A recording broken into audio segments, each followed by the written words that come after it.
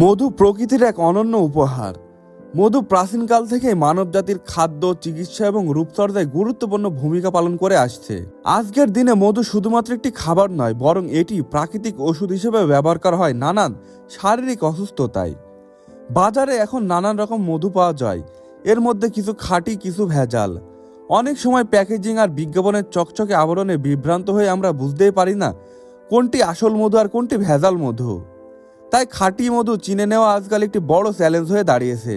আজকে আমি আপনাদের সরাসরি নিয়ে যাব সরিষা ফুলের মধুর রাজ্যে, তাই ভিডিওটি স্কিপ না করে সম্পূর্ণ দেখতে থাকুন।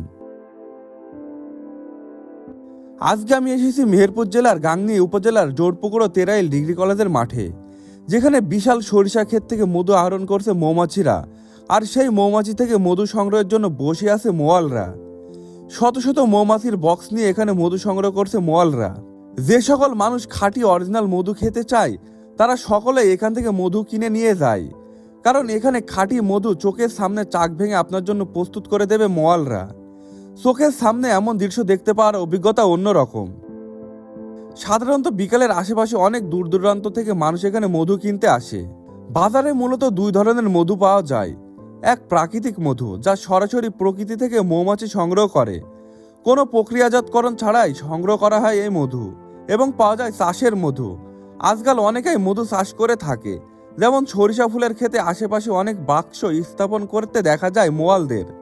তার মধ্যে পোষা মৌমাছি দিয়ে ফুলের নির্যাস সংগ্রহ করা হয়। এই মৌমাছিগুলো সারাদিন ফুল থেকে মধু সংগ্রহ করে বাক্সে ফিরে আসে। চাষের মধু বলতে মৌমাছি পালন করে নির্দিষ্ট মৌসুমে নির্দিষ্ট ফুল থেকে নেকটার সংগ্রহের মাধ্যমে উৎপন্ন মধুকে বোঝায়। এটি একটি নিয়ন্ত্রিত প্রক্রিয়া, যেখানে মৌচাষিরা মৌ বাক্স স্থাপন করে মৌমাছিদের নির্দিষ্ট ফুলের ক্ষেত থেকে, যেমন লিচু বাগান বা সরিষা ক্ষেতের পাশে রাখেন। মৌমাছিরা ওই ফুল থেকে নির্যাস সংগ্রহ করে এবং মৌচাকে জমা করে মধু তৈরি করে।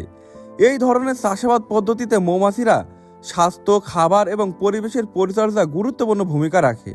আসসালামু আলাইকুম। আমরা তেরাইল কলেজ মাঠ প্রাঙ্গণে সরষার মধু সংগ্রহ করতে এসেছি। আমাদের বাসা মেহেরপুর জেলা কুতুবপুর গ্রামে।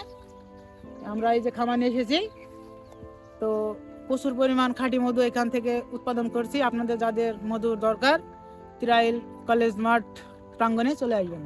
আপনাদের এখানে সদস্য কয়জন আছে? আপনারা কয়জন মিলে কাজ করেন এখানে? আমরা এখানে 4-5 জন মিলে কাজ করি। 4-5 জন। তো এখানে আপনার পার ডে কত কেজি মধু আপনারা বের করেন এই মৌচাক থেকে? এই মৌচাক থেকে এটা তো এইভাবে বলা যায় না, তবে মনে করেন যে যদি আবহাওয়াটা ভালো থাকে তবে আমরা 90টা বাক্স থেকে 40 মণ মধু সংগ্রহ করতে পারি। এইটা কয় দিনে? এই পুরা সরষা সিজনটা, মানে পুরো সিজনে। আপনারা এখানে এখন যে মধুটা বের করছেন, এটার কেজি কত করে আপনারা বিক্রি করছেন? 600 টাকা কেজি বিক্রি। 600 টাকা কেজি। আর এখানে যে আপনারা রাত্রে থাকেন, তো এখানে আপনাদের কোনো সমস্যা হয় না? না, এখানে কোনো সমস্যা হয় না। সঠিক নিয়ম মেনে উৎপাদিত চাষের মধু অত্যন্ত পুষ্টিকর ও স্বাদে সমৃদ্ধ হতে পারে। সব চাষের মধু খাঁটি হয় না। গুণগত মান ঠিক রেখে যদি সঠিকভাবে উৎপাদিত হয় তাহলে সেটাও স্বাস্থ্যকর হতে পারে।